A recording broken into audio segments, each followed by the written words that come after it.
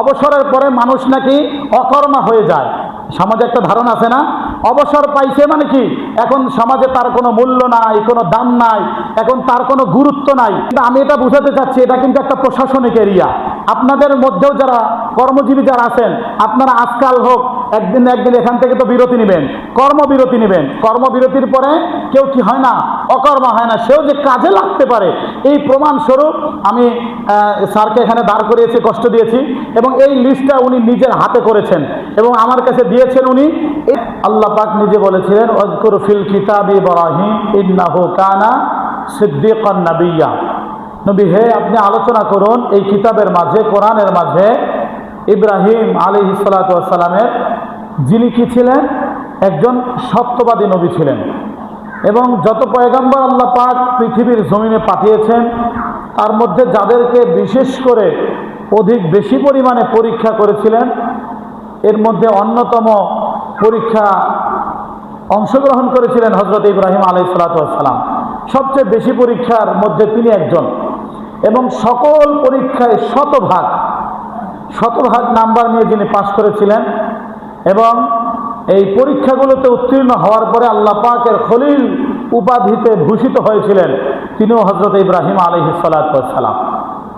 দেখেন, একজন মানুষ যখন জন্মগ্রহণ করে তখন জন্মের সময় কিন্তু সে ইহুদিও থাকে না, জন্মের সময় খ্রিস্টানও থাকে না। আর একটু ভলিউম বাড়ানো যায় কিনা, গলা ভাঙছে তো, কথা বলতে কষ্ট হচ্ছে। জন্মের সময় কিন্তু প্রতিটা নবজাতক শিশু মুসলিম হয়ে জন্মগ্রহণ করে। এটা আমার কথা না, নবীজির কথা। কুল্লু মাউলুদিন ইউলাদু আলা ফিতরাতিল ইসলাম। প্রত্যেক নবজাতক জন্মগ্রহণের সময়, ঠিক আছে, প্রত্যেক নবজাতক জন্মগ্রহণের সময় ইসলামের ফিতরত নিয়ে, ইসলামের স্বভাব নিয়ে দুনিয়াতে আগমন করে। ফাআবাওয়াহু ইউহাউইদানিহি আও ইউনাসসিরানিহি আও ইউমাজ্জিসানি।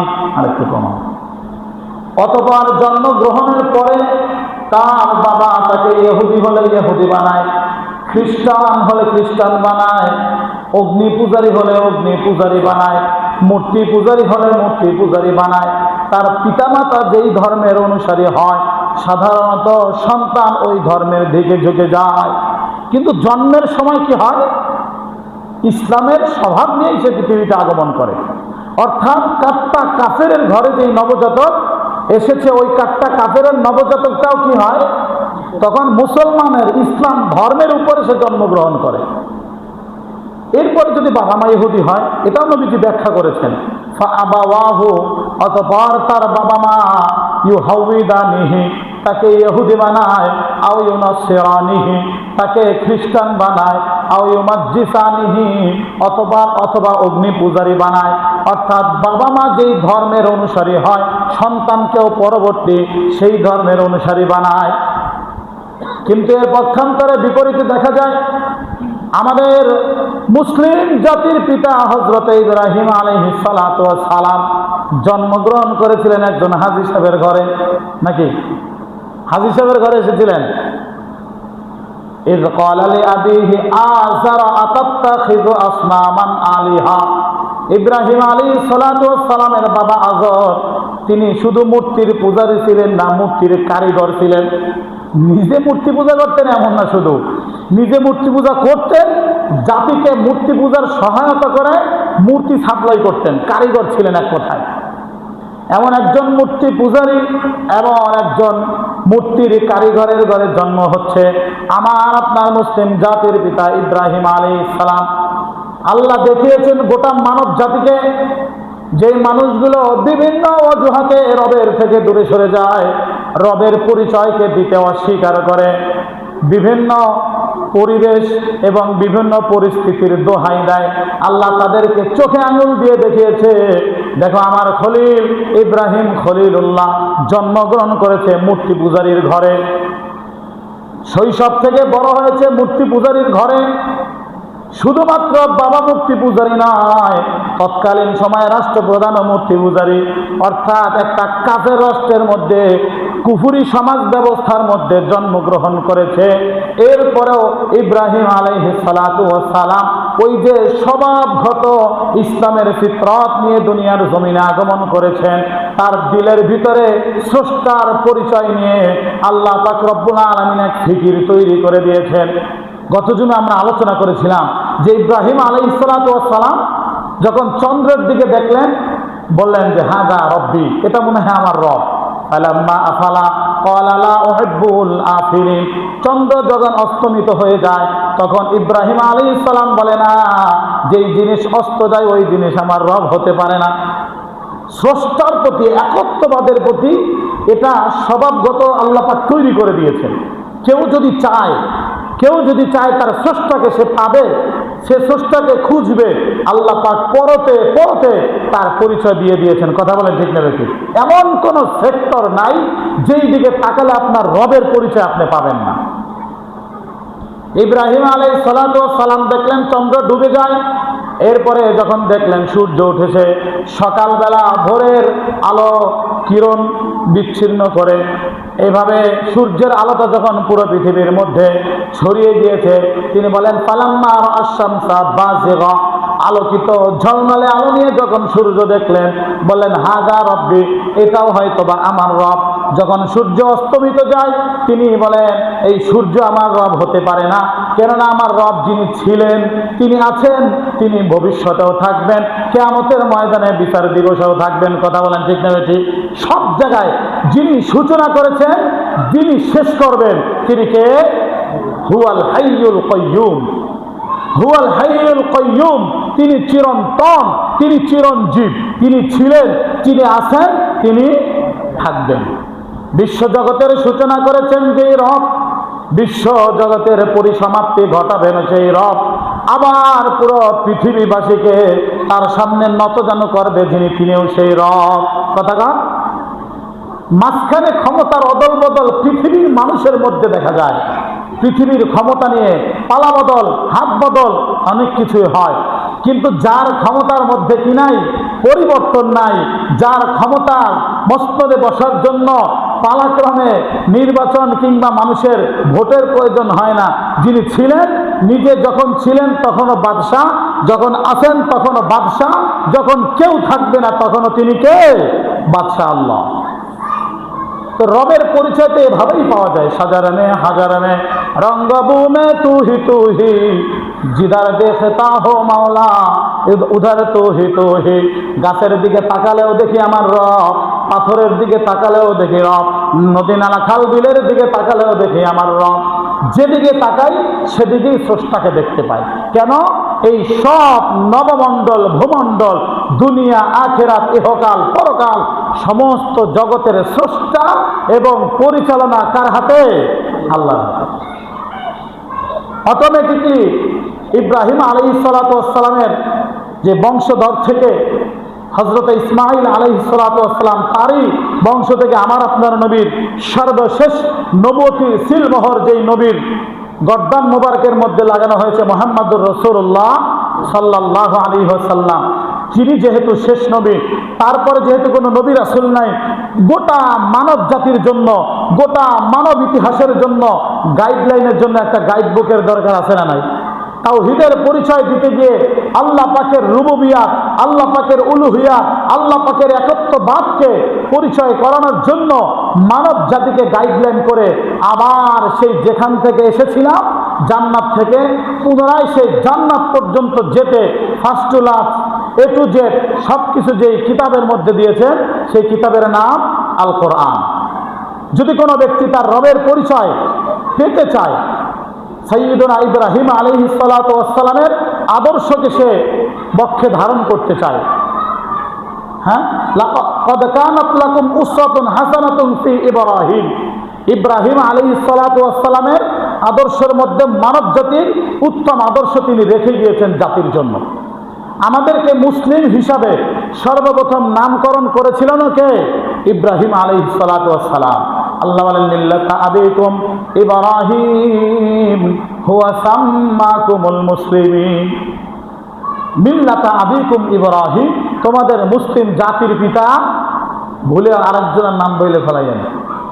আমাদের তো বলতে বলতে এখন এমন হয়েছে, দল পাল্টায় কিন্তু স্লোগান অটোমেটিক খেকশিয়ালের মতো বেরোয় যায়। কথা গান ঠিক না বেঠিক? হ্যাঁ, একজনে হুয়াক্কাহু দেয় আর পাশের জনে সাথে সাথে তাল মিলায়, অটো বের হয়ে যায় আর কি। ভিতরে যেটা থাকে, কুল্লু ইনাইন ইয়াতারাশাউ বিমা ফি, হার ও বর্তন সে ওহি টপকতি হয় जो বর্তন মে হয়। প্রতিটা বর্তন থেকে, পাত্র থেকে ওই জিনিসই গড়িয়ে পড়ে যেই জিনিস পাত্রের ভিতরে থাকে। কথা বলেন ঠিক না বেঠিক? পাত্রের ভিতরে মধু কাজ করছেন, এখন কি সয়াবিন তেল পড়বে? মধু পড়বে। পাত্রের ভিতরে তেল আছে, কাজ করলে পানি পড়বে না, তেল পড়বে। অর্থাৎ পাত্রের মধ্যে যেটা জমা করবে ওই জিনিস আপনার ভিতর থেকে বেরিয়ে যাবে। অতএব আমার আপনার এই সিনার মধ্যে, এই অন্তরের মধ্যে যদি তাওহীদের, যদি একত্ববাদের, যদি মহান রবের রুবুবিয়তের ঈমান, আকীদা, বিশ্বাস লালন করে থাকি, মৃত্যুর যন্ত্রণা যখন শুরু হবে অটোমেটিক আমার ভিতর থেকে ওই রবের নামই বের হবে। কথা বলেন ঠিক না বেঠিক? একটা ঘটনা বলেছিলাম, এক ভদ্রলোক মৃত্যুর সময় বলে, তুমিও খাও আমারেও দাও। তার শেষ কথা ছিল, তুমিও খাও আমারেও দাও। এখন পাশে বসে অনেকেই কালেমার তালকিন দিচ্ছিলেন, কিন্তু কালেমা বের হয় না, খালি কি বের হচ্ছে? তুমিও খাও আমারেও দাও। এখন এই বলতে বলতে দুনিয়ার থেকে সে বিদায় নিয়েছে। পরিবারের লোকদেরকে জিজ্ঞাসা করা হলে তার ব্যাপারে খোঁজখবর নিয়ে জানা গেল সে একজন নেশাগ্রস্ত লোক ছিলেন, মদ্যপান করতেন সে। অতএব ওই যে বিভিন্ন মদের বাড়ি গিয়ে ওই ফ্রেন্ড সার্কেলকে নিয়ে বসে বলতেন, তুমিও খাও আমারেও দাও। মানে সে মরার সময়, কষ্টের সময়ও, সাকারাত যখন চলছিল, মৃত্যুর যন্ত্রণা যখন চলছিল, তখন তার ভিতর থেকে কি ওই মদ ঢালার দৃশ্য তার চোখের সামনে ভেসে উঠেছে। এই জন্য প্রিয় মুসলিম উম্মাহ, আমাদের প্রত্যেকের দিলের মধ্যে সব জায়গায় যদি মহান রবের বরত্ব, তার বাদশাহী, হ্যাঁ, তার একত্ববাদ যদি দিলের মধ্যে থাকে, আজরাইল সামনে আসার পরে সেটা উল্টিয়ে পাল্টে অন্য কিছু বের না হয়, রবের নামই বের হবে। কথা বলেন ঠিক না বেঠিক? এই জন্য পুরো জীবনটাতে তাওহীদকে বাস্তবায়নের জন্য নবী রাসূল তাদের জীবনকে উৎসর্গ করেছিলেন। বলেন তো, সমস্ত নবীর দাওয়াত, তাদের ধর্মীয় অর্থাৎ শরীয়তের নীতিমালা ভিন্ন ছিল। এক এক নবীর যুগে শরীয়তের নীতিমালা, ইবাদতের সিস্টেম ভিন্ন ছিল, কিন্তু সমস্ত নবীদের মিশন একটা ছিল। সমস্ত নবীদের দাওয়াতি স্লোগান এক ছিল, কুলু লা ইলাহা ইল্লাল্লাহ। সমস্ত নবী রাসূলের একই বাণী ছিল যে সমস্ত মুসলিম জাতিকে, সমস্ত মানব মণ্ডলীকে তারা একটা কালেমার দিকে আহ্বান করতেন। কালেমা হচ্ছে লা ইলাহা ইল্লাল্লাহ, আল্লাহ ছাড়া কোনো উপাস্য নাই। এই তাওহীদের মিশন নিয়ে নবী রাসূল পৃথিবীতে আগমন করেছেন। তো কেন আমরা আল্লাহকেই রব হিসেবে মানব? যুক্তি তর্কের খাতিরেও আল্লাহকেই রব মানতে হবে, যুক্তির বাহিরে গিয়েও আল্লাহকেই রব মানতে হবে। কোরআন সুন্নাহর সামনে আত্মসমর্পণ করলেও আল্লাহকে মানতে হবে। যেদিকে যাবেন ওই দিকেই আল্লাহই একমাত্র রব হওয়ার যোগ্য। কথা বলেন ঠিক না বেঠিক? এর যৌক্তিক কারণ তো লাগবে। আল্লাহ পাক তার পুরা রুবুবিয়তের, তার সৃষ্টি জগতের পুরো একটা সিস্টেম তার কোরআনের মধ্যে দিয়েছেন কি দেন নাই? দারুল উলুম দেওবন্দের এক শায়েখ, তার মেয়ে, ছোট্ট আদরের মেয়ে, ছোট্ট নাবালিকা মেয়ে জিজ্ঞাসা করতেছিলেন যে, বাবা, কোরআনের মধ্যে তো সব কিছুই আছে নাকি নাই? আপনাদের বিশ্বাস আছে? সব কিছুই আছে। বাবা, তাহলে কি রুটি কেমনে বানাতে হয়? মেয়েরা সাধারণত রুটি বানায়, ঘরে গৃহস্থলী কাজ। বাবা, এটা কি কোরআনের কোথাও আছে যে আমি রুটি কিভাবে বানাবো? বলতেছে অবশ্যই আছে। বলে, কি বলেন, রুটি বানানোর কথাও আছে? আমি যদি পাল্টা জিজ্ঞাসা করি, আবার প্রশ্ন করি, আচ্ছা কাচ্চি কিভাবে বানাবো? মাটন কাচ্চি কিভাবে, বিফ কাচ্চি কিভাবে? এটাও কি কোরআনে আছে? এক বাক্যে স্বীকার করতে হবে এটাও কোরআনে আছে। সুবহানাল্লাহ বলবেন না? এটাও কোরআনে আছে। বলে, বাবা বলেন কি রুটি বানানোর দলিল কি? এটা যে কোরআনে আছে। তার বাবা উত্তর দিয়েছেন, কোরআনের আয়াতে কারিমে দেয়া, ফাসআলু আহলা যিকরি ইন কুনতুম লা তা'লামুন। তোমরা তার কাছে জিজ্ঞাসা করো যে যে বিষয়ে অবগত, যদি তুমি না জানো। ইন কুনতুম লা তা'লামুন, যদি তোমরা না জানো তাহলে যারা জ্ঞানী, যারা জানে তার কাছ থেকে জিজ্ঞাসা করে শিখে নাও। অর্থাৎ নামাজের নিয়ম কানুন তুমি জানো না, যে জানে তার কাছ থেকে শিখো। রুটি বানানোর পদ্ধতিও তুমি জানো না, তো তোমার মা বানাতে জানে, তোমার চাচি, তোমার খালা বানাতে জানে, তো তাদের থেকে জিজ্ঞাসা করে শিখে নাও। সুবহানাল্লাহ। কোরআনে দিক নির্দেশনা দেওয়া আছে না নাই? এই জন্য মহান রবের পুরা পরিচয় সৃষ্টির সূচনা থেকে একদম সর্বশেষ যিনি বিচারের জন্য বসবেন, চিফ জাস্টিস, প্রধান যিনি বসবেন সর্বশেষ হাসরের ময়দানে, এই পুরাটা আল্লাহ পাক রব্বুল আলামিন কোরআনের মধ্যে বিভিন্ন সূরার মধ্যে দিয়ে দিয়েছেন এর পরিচয়। আপনি আশ্চর্য হবেন, কোরআন জীবনে অনেকবার পড়েছেন, কিন্তু এই সংক্ষিপ্ত একটা গবেষণা থিওরি দেখবেন, আল্লাহু আকবার, এটা তো আমরা আগেও জানতাম, কিন্তু কখনো আমি আপনি ফিকিরও করি নাই। দেখেন, ইব্রাহিম আলাইহিস সালাতু ওয়াস সালাম যে তাওহীদের দাওয়াত দিয়েছেন, মুহাম্মদুর রাসূলুল্লাহ যে তাওহীদের দাওয়াত দিয়েছেন, দুইজনের খোদা কি এক নাকি আলাদা? বলেন, কথা বলেন। উভয়জনার না, সমস্ত নবী রাসূলের রবই তো একজন, সমস্ত বিশ্ববাসীর রবের রব কয়জন? একজন। তো সর্বপ্রথম দেখেন আল্লাহ পাক তার রুবুবিয়তের, উলুহিয়তের, তাওহীদের, একত্ববাদের পরিচয় দিয়েছেন কোরআনের মধ্যে। মক্কার কাফেররা জিজ্ঞাসা করলো, মুহাম্মদ তুমি যে এক খোদার কথা বলো, সে কে? মানে ওই যে এক খোদা আল্লাহ, আল্লাহ কে? আল্লাহ তার পরিচয় সূরা ইখলাসের মধ্যে দিয়েছেন। সুবহানাল্লাহ বলেন। কোরআনের মধ্যে দিয়েছেন। আল্লাহ বলেন, কুল হুয়াল্লাহু আহাদ, নবী হে আপনি বলুন আল্লাহ এক। আল্লাহ কয়জন? আল্লাহর পরিচয় দিয়েছেন আল্লাহ এক সূরা ইখলাসের মাধ্যমে। তার মানে একটা সূরা আছে, স্বতন্ত্র একটা সূরা আছে, পুরা কোরআন জুড়েই তো আল্লাহ পাকের সৃষ্টি, আল্লাহ পাকের ক্ষমতা, আল্লাহ পাকের মাহাত্ম্য, বরত্ব উল্লেখ আছে। স্বতন্ত্রভাবে একটা সূরা আল্লাহ নাজিল করেছেন, সূরার নাম সূরাতুল ইখলাস। আজকে আমরা পুরা আলোচনাটাই, এই আল্লাহ পাকের একত্ববাদের আলোচনাটাই কোরআনের সূরার মাধ্যমে আমরা জানবো ইনশাআল্লাহ। তাহলে আল্লাহ পাকের পরিচয় পাওয়া যায় কোন সূরায়? কথা বলেন, কোন সূরায়? সূরাতুল ইখলাস। আচ্ছা আসেন, আল্লাহ পাক তো এক খোদা, তিনি পুরা বিশ্ব জগৎকে নিয়ন্ত্রণ করেন। যে নিয়ন্ত্রণ করে, যিনি পরিচালনা করেন, তিনি তো হয় নেতা, তিনি তো হয় মালিক। তো আল্লাহ পাক পুরা পৃথিবীবাসীর নয়, দুনিয়া আখিরাত উভয় জগতের রব মানে পালনকর্তা, উভয় জগতের মালিক মানে এটার বাদশা তিনি। কথা বলেন, ঠিক না বেঠিক? কুলিল্লাহুম্মা মালিকাল মুলক, সমস্ত বাদশাহের বাদশা, রাজাদিরাজ যিনি, তিনি হচ্ছেন আল্লাহ। আল্লাহ পাক তার বরত্বর, তার বাদশাহীর পরিচয় দিয়েছেন। এই নামেও একটা সূরা নাজিল করেছেন, সূরাতুল মুলক। সুবহানাল্লাহ বলেন। সূরাতুল মুলক অর্থাৎ বাদশাহী। আল্লাহ বলেন, তাবারাকাল্লাযী বিয়াদিহিল মুলক, পবিত্র সেই সত্তা যার হাতে সমস্ত বাদশাহী। বলেন, দুনিয়ার বাদশাহী কার হাতে? আখিরাতের বাদশাহী কার হাতে? জিন জগতের বাদশাহী কার হাতে? ফেরেশতা জগতের বাদশাহী কার হাতে? পরকালের বাদশাহী কার হাতে? তাবারাকাল্লাযী বিয়াদিহিল মুলক, সমস্ত বাদশাহী তার হাতে। আল্লাহ পাকের বাদশাহীর পরিচয় দিয়েছেন সূরা মুলকের মধ্যে। একটা সূরার নামই আছে সূরাতুল মুলক, অর্থাৎ বাদশাহী। আচ্ছা, এখন এই বাদশাহ কি করবেন? আর বাদশাহী চালানোর জন্য তো কিছু লাগবে, রাজ্য দরকার। কথা বলেন, জনগণ দরকার, নাকি লাগবে না? বাদশাহ নিজে নিজে কার উপরে তার প্রতিনিধিত্ব করাবেন? কাকে দিয়ে করাবেন? তো এই মানব জাতি দিয়ে আল্লাহ পাক কি করবেন? তার বাদশাহী পরিচালনা করবেন। আল্লাহ পাক রব্বুল আলামিন এই মানব জাতির নামে একটা সূরা নাজিল করেছেন, সূরাতুন নাস, কোরআনের সর্বশেষ সূরা।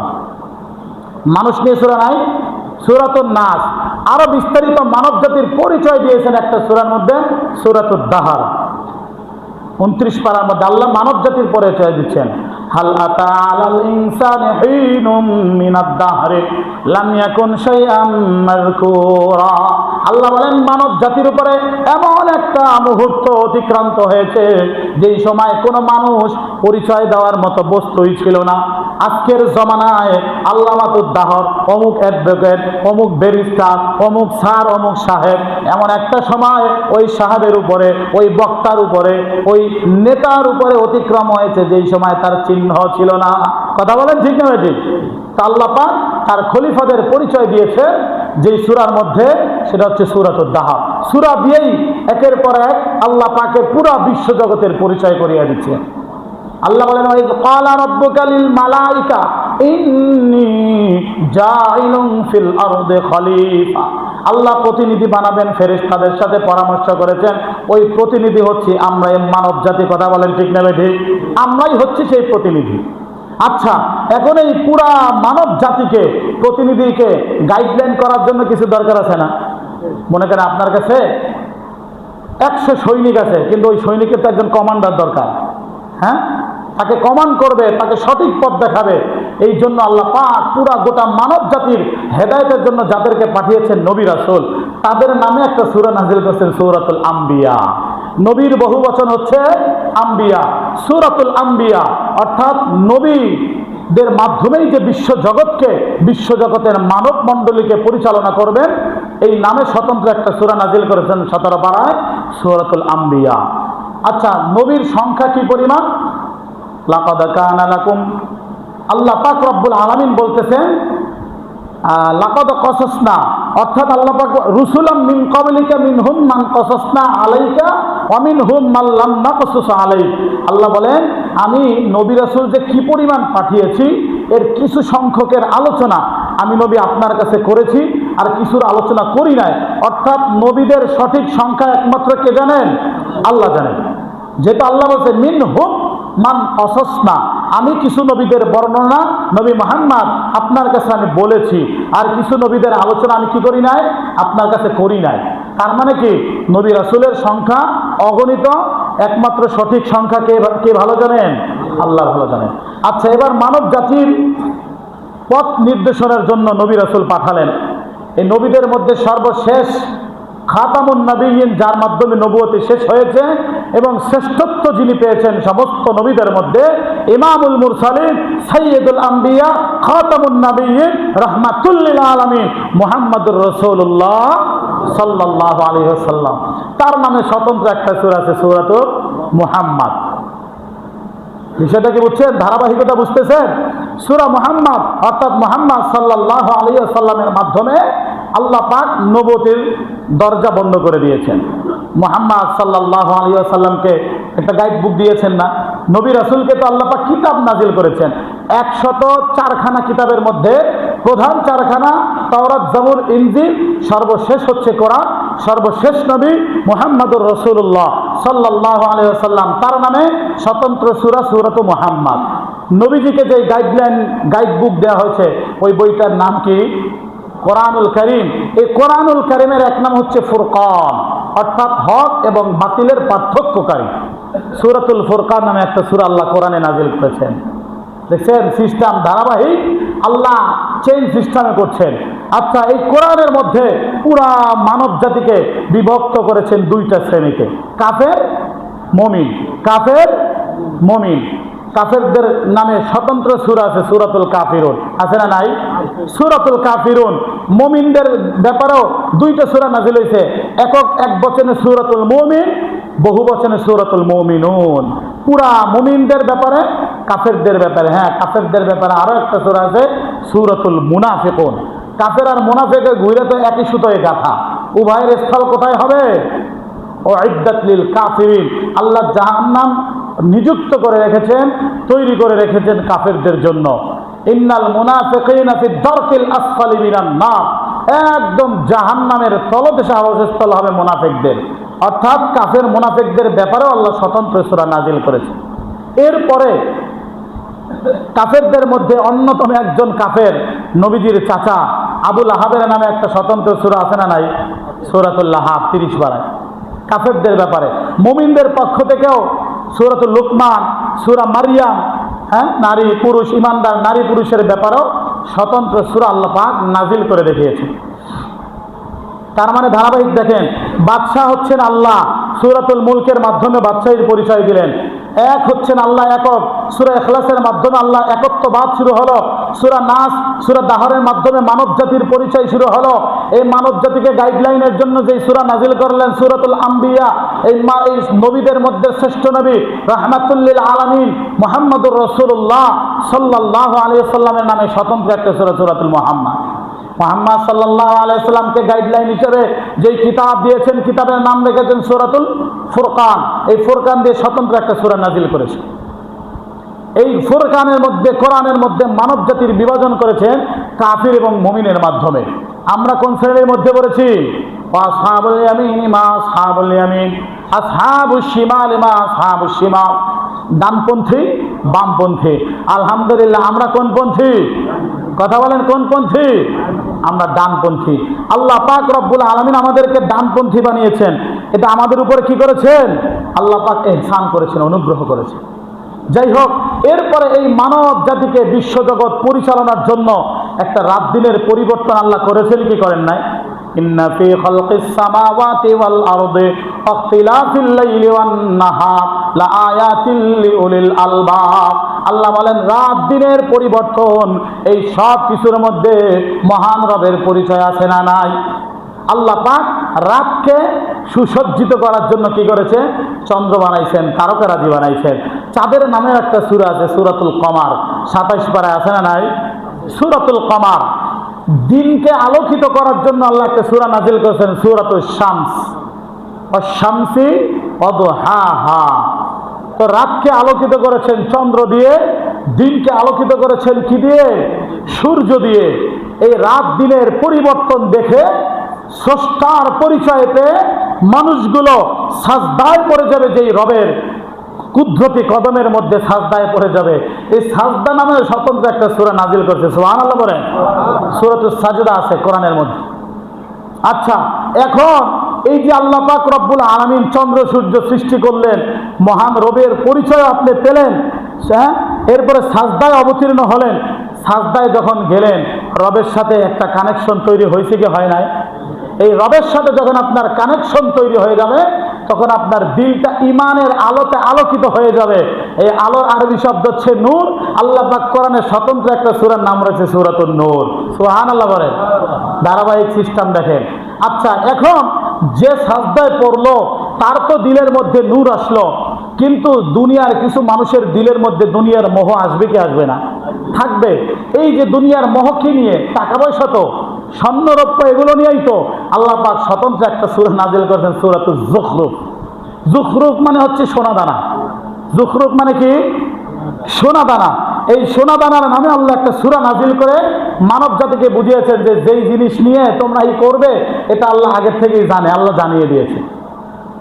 এই স্বর্ণ গয়নার পিছনে, দুনিয়ার পিছনে ঘুরতে ঘুরতে মানুষের অন্তরটা লোহার মতো শক্ত হয়ে যায়। পয়সা ওয়ালারা, বিশেষ করে বেশি অনেক ধনী, সবাই তো না, কিছু ধনী আছে তো হযরতে উসমান গনি রাদিয়াল্লাহু তাআলা আনহুর মতো, কথা বলেন ঠিক না ঠিক, যার অবদান ইসলামে পাহাড় সমপরিমাণ। কিন্তু বিপরীতে কিছু ধনী আছে যাদের সম্পদের মোহে পড়ে অন্তরটা লোহার মতো শক্ত হয়ে গেছে, আছে না নাই? সূরাতুল হাদিদ এই লোহার নামে একটা সূরা নাজিল করছে, সুবহানাল্লাহ ওয়া বিহামদিহি। ধাপে ধাপে দেখেন, এখন এই যে টাকা পয়সা সম্পদ নিয়ে মানুষের মধ্যে একটা প্রতিযোগিতা চলবে, আল্লাহ জানেন কি জানেন না? সূরা তাকাসুর আল্লাহ নাজিল করে দিয়েছেন। হ্যাঁ, পারস্পরিক প্রতিযোগিতা, কার বাড়িটা কত সুন্দর ডেকোরেশনে সারানো যায়। আল্লাহ জানিয়ে দিলেন পৃথিবীর মানুষ যতই এই প্রতিযোগিতা করো, যাই করো, এই সব সৃষ্টি কিন্তু আমার, দিন শেষে ফিরতে হবে আমার কাছে। আল্লাহ দেখালেন ছোট্ট একটা প্রাণী, নাম হচ্ছে পিঁপড়া। পিঁপড়ার নামে স্বতন্ত্র সূরা কোরআনে আছে না নাই? সূরাতুন নামল, পিঁপড়া। মৌমাছি, ছোট্ট একটা পোকা, সূরাতুন নাহাল। হ্যাঁ, আল্লাহ পাক ছোট বড় দিয়ে বুঝিয়ে দিয়েছেন। দুর্বল একটা প্রাণী, সূরাতুল আনকাবুত। আল্লাহ বুঝাইলেন দুনিয়ার মানুষ, দুনিয়ার প্রাচুর্য নিয়ে, ধন সম্পদ নিয়ে, টাকা পয়সা নিয়ে যা কিছুর পিছনে প্রতিযোগিতা করো, দিন শেষে এগুলো সব হচ্ছে মাকড়সার জালের মতো দুর্বল, কথা বলেন ঠিক না বেঠিক? সব নিমিষেই শেষ হয়ে যাবে। আল্লাহ শক্তিশালী প্রাণীর পরিচয় দিতে গিয়ে সূরাতুল ফিল, স্বতন্ত্র একটা সূরা। ফিল শব্দের অর্থ হচ্ছে হাতি। দুর্বল প্রাণীর নামও কোরআনে নিলেন, সবল প্রাণীর নাম, শক্তিশালী প্রাণীর নামও আল্লাহ পাক কোরআনে নিলেন। এইভাবে ধারাবাহিকভাবে পুরা মানব জাতিকে একের পর এক কি করলেন? মানব জাতিকে বুঝাইলেন, সিরিয়াল অনুযায়ী কিন্তু ধারাবাহিকভাবে আসছে। এরপরে দেখেন আল্লাহ পাক মানব জাতিকে বুঝাইলেন যে তোমাদের দিন শুরু হয় সকাল দিয়ে, ফজর দিয়ে। সূরাতুল ফাজরে একটা সূরা নাজিল করছেন, আছে না কোরআনের মধ্যে? আল্লাহ বুঝাইলেন দুনিয়ার মানুষ যা পিছনে, যেই জিনিসের পিছনে ছোট না কেন, সব কিছুর চেয়ে তোমার জীবনে যেই জিনিস বেশি দাম সেটা হচ্ছে সময়। সবচেয়ে গুরুত্বপূর্ণ যেই জিনিস, সেই জিনিস কি? সময়, সময়ের ব্যাপারেও আল্লাহ একটা সূরা নাজিল করছেন, সূরাতুল আসর। যারা সময়ের গুরুত্ব দিবে, সময়কে কাজে লাগাবে, আল্লাহ পাক রব্বুল আলামিন তাকে সফল কাম করবে। সময়ের ব্যাপারে যে গুরুত্বহীন থাকবে, আল্লাহ পাক তাকে অকৃতজ্ঞ করবে, ক্ষতিগ্রস্ত হবে। সূরাতুল আসরের মাধ্যমে আল্লাহ পরিচয় করে দিয়েছে। তো দুনিয়ার সমস্ত মানব জাতি চলতে গিয়ে কি করে? বিভিন্ন সময় নিউজ শুনে না? আমরা নিউজ শুনি না? বিভিন্ন সংবাদ গণমাধ্যম কর্মীদের মাধ্যমে নিউজ শুনি। আল্লাহ সব সংবাদের চেয়ে শ্রেষ্ঠ সংবাদ হচ্ছে আখিরাতের সংবাদ, কিয়ামতের ভয়াবহতার সংবাদ। আম্মা ইয়াতাসাআলুন আনিন নাবাইল আযীম, বিরাট এক মহাসংবাদ। এই সংবাদের ব্যাপারে আল্লাহ একটা সূরা নাজিল করেছেন, সূরাতুন নাবা। তো মূল সংবাদটা কি? সবকিছুর শেষ পরিসমাপ্তি ঘটবে কে দিয়ে? কোন জিনিস দিয়ে? বলে কিয়ামত দিয়ে। আল্লাহ কিয়ামতের ব্যাপারে স্বতন্ত্র একটা সূরা নাজিল করেছেন, সূরাতুল কিয়ামা। আচ্ছা, কিয়ামত যে হবে একে সত্যায়িত করে আরো স্বতন্ত্র আরেকটা সূরা নাজিল করেছেন, সূরাতুল হাক্কা। সুনিশ্চিত কিয়ামত সংগঠিত হবেই হবে। এই পুরা মানব মণ্ডলী, আসমান জমিন সব কিছু ধসে গিয়ে সব মিসমার হয়ে যেই ময়দান কায়েম হবে, সেই ময়দানের নাম হবে হাসরের ময়দান। হাসরের নামে আল্লাহ একটা স্বতন্ত্র সূরা নাজিল করছেন। সুবহানাল্লাহ পড়তে মন চায় না আপনাদের? কিভাবে ধারাবাহিকভাবে আমাদেরকে বুঝাইছেন, আমরা শুধু বুঝতে চাই না, কিন্তু আল্লাহ বুঝিয়েছেন। সর্বশেষ আল্লাহ পাক রব্বুল আলামিন হাসরের ময়দানে সমস্ত মানুষকে একত্রিত করবে। সমস্ত মানুষ যেই দিন নতজানু হবে, যেই দিন কোনো নেতার নেতৃত্ব থাকবে না, কোনো ক্ষমতাবানের ক্ষমতা থাকবে না, সবাই নতজানু হতে হবে। এই নতজানুর ব্যাপারে আল্লাহকে সূরা নাজিল করছেন, সূরাতুল জাসিয়া। নতজানু হবে সব। আপনিও নতজানু হবেন, প্রধানমন্ত্রীও নতজানু হবে, রাষ্ট্রপতিও নতজানু হবে, বিশ্বের সমস্ত মানুষ, সমস্ত নবীগণ পর্যন্ত নতজানু হবে যেই হাসরের ময়দানে। ওই ব্যাপারে আল্লাহ সূরা নাজিল করে দিয়েছেন, সুম্মা ইলাইনা তুরজাউন, সুম্মা ইলাইহি তুরজাউন। বিভিন্ন ভাবে আল্লাহ বুঝিয়েছেন। সর্বশেষ গন্তব্য কোথায় আমাদের? হাসরের ময়দানে। এখন এই নতজানু হওয়ার পরে সবাই একত্রিত হলো, এখন একটা বিচার সালিশ শুরু হবে। বিচারের ময়দানে লাভ লসের একটা হিসাব হবে। এই ব্যাপারে আল্লাহ একটা সূরা নাজিল করেছে, সূরা তাগাবুন।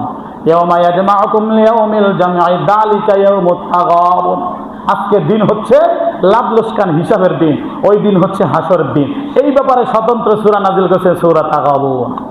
আচ্ছা, বাদশাহী শুরু হলো আল্লাহ তাআলা থেকে, ধারাবাহিকভাবে নবী রাসূল মানব মণ্ডলী যেতে যেতে হাসরের ময়দানে এসে সর্বশেষ যিনি এই আরশে আজিমের উপরে বসে, তার আরশ কুরসির উপরে বসে পুরা পৃথিবীবাসীর বিচার কার্য পরিচালনা করবেন, সেই দিন যিনি তার দয়াকে প্রকাশ করে অসংখ্য অগণিত মানুষকে জাহান্নাম থেকে নিষ্কৃতি দিবেন, যেই দিন যার দয়া ছাড়া আমাদের বাঁচার মতো কোনো রাস্তা নাই, কোনো পথ পন্থা পদ্ধতি নাই, ওই দিন যিনি সর্বশেষ থাকবেন তিনি হচ্ছেন রহমান। সুবহানাল্লাহ বলেন। রহমান আর রহমান আল্লামাল কুরআন। দয়াময় রহমানের পরিচয় দেওয়ার জন্য একটা সূরা নাজিল করেছেন, সূরাতুর রহমান। খেয়াল করছেন? শুরু হয়েছে ইখলাস দিয়ে, শেষ হয়েছে রহমান দিয়ে। এই যে লম্বা একটা সূচিপত্র আপনাদেরকে শোনালাম, এই লম্বা সূচিপত্রের মাধ্যমে এটাই মেসেজ আপনাদের কাছে দিতে চাচ্ছে, এই বার্তা, যে শুরুতে কে ছিলেন?